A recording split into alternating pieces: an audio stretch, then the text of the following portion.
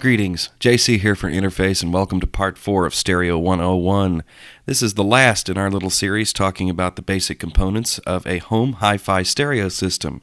In this edition, we're going to cover a lot of ground. We're going to talk about some esoteric components that people use in their stereo systems. We'll also talk about integrating digital into your home hi-fi stereo environment, and we'll talk about some accessories that can really improve your audio experience. In the first 3 videos in our series, we talked about some of the most basic components that you'd want in a home hi-fi system: a receiver, a CD player, a cassette deck, and we covered turntables before we began the series in an earlier video. However, there are some other things that you might want to have hooked into your hi-fi system, and one of them is the quarter-track open-reel tape recorder. This format was wildly popular among audio enthusiasts in the 60s, 70s, and into the 80s, but by the late 80s it had gone into decline.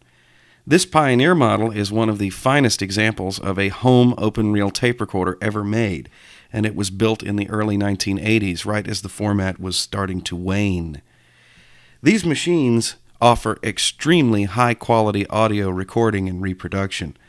However, finding tape in today's environment to use to record is quite difficult. There are only a few companies around the world that make quarter-track recording tape on 7-inch reels, and they are quite expensive. However, if you already have access to a large collection of reel-to-reel tapes, you might want to consider looking into getting an open-reel tape recorder for your home stereo system.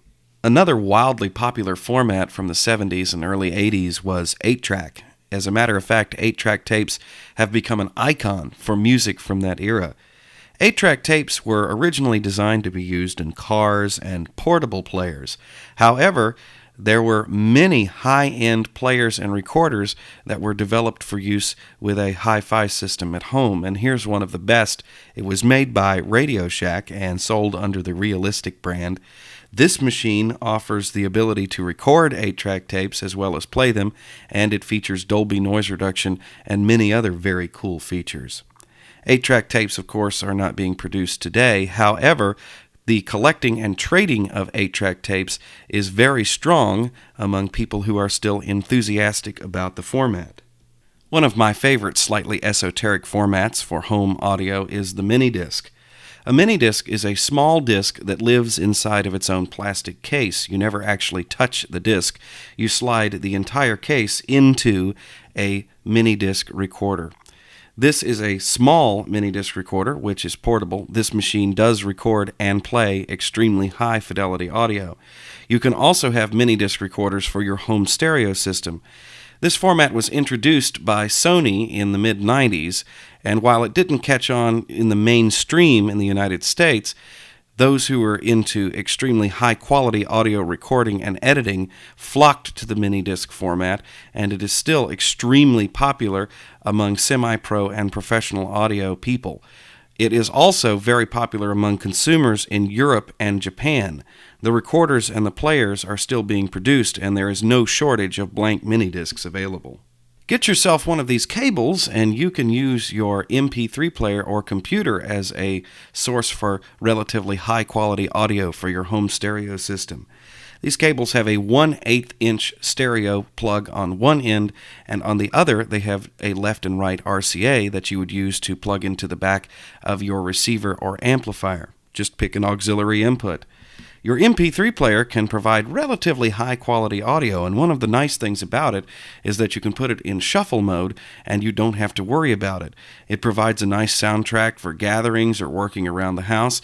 The same is true for your computer. Fire up your media player and all of your digital music can be shuffled all night long.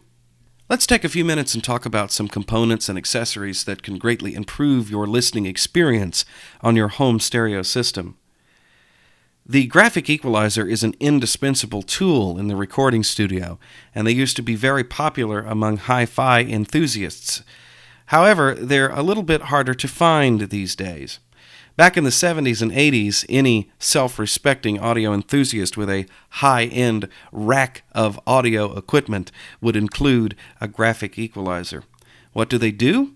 Well, it's like a very advanced tone control. It splits the audio up into different bands, and it allows you to sculpt the frequency characteristics of the audio that goes through your equalizer. You can use one of these to compensate for anomalies in speakers or the room your system is set up in.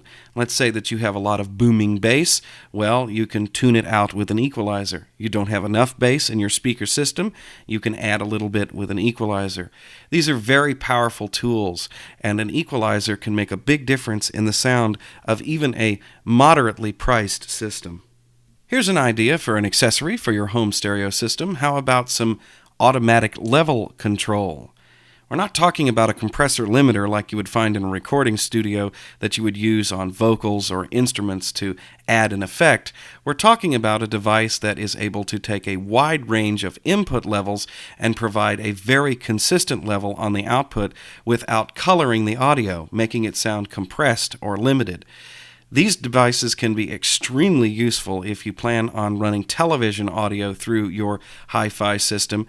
Most action movies have a dynamic range that goes from extremely quiet to extremely loud, and this can happen very quickly, causing you to dive for your volume control. A little bit of AGC can make a big difference in this. The device that you're looking at is an Aphex compeller, which is the secret weapon of recording studios, radio stations, and mastering houses all around the world. This device is extremely good at taking a very wide range of input levels and providing an output level that is extremely consistent without coloring the audio. They're a bit expensive. You could probably find one for around $1,200, and it will require you to interface it with the unbalanced inputs and outputs of your stereo system. The Aphex compeller uses balanced XLR inputs and outputs that you would find in a recording studio. However, it can be worth the trouble, especially if you're going to be using your system to watch a lot of really loud action movies. Here's an extremely useful accessory for the home audio enthusiast who is into recording, transferring audio from one format to another, and so forth. This is a distribution amplifier, and this particular model also allows you to distribute composite video along with the audio. One of these units can take one output, let's say from the record jacks on the back of your stereo receiver, and feed it to 4 recording devices. You could have your open reel, your MiniDisc machine, your cassette recorder, and your 8-track recorder all hooked up being fed audio simultaneously. Another very interesting accessory you can have for your home stereo system is a set of wireless speakers. Take the output from your headphone jack or the record jack on the back of your receiver, put it into the little transmitter, and you can carry these speakers all over your house and enjoy the music no matter what room you're in. I hope you've enjoyed our little series, Stereo 101, where we have talked about the basics of high-end audio in the home. If this is the first of the videos that you've seen, don't forget to check out parts 1, 2, and 3 on the Interface Webcast YouTube page. Also, there's a great video up there about turntables, which we didn't include in the series because we had already done the video on turntables, so check that out as well. High-end home audio is a wonderful hobby, and a home stereo system can provide hours of enjoyment. I've been completely hooked on this for the last 30 years, and I find it encouraging that there are so many young people who are coming to the world of high-end audio. You can hear all of the cheap audio that's out there all your life, and the minute that you hear what really good audio sounds like, you're hooked for the rest of your life. For Interface, I'm JC.